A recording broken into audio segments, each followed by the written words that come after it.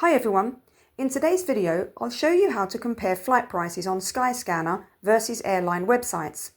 First, open your web browser, type skyscanner.com and hit enter. Make sure you're logged in. You'll land on the Skyscanner homepage.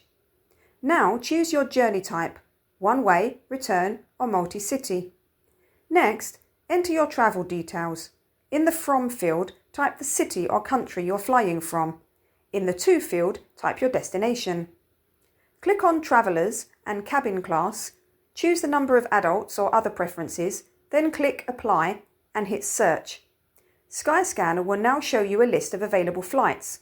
Click Select on the first option. You'll see the price displayed. Now open the Air Arabia website.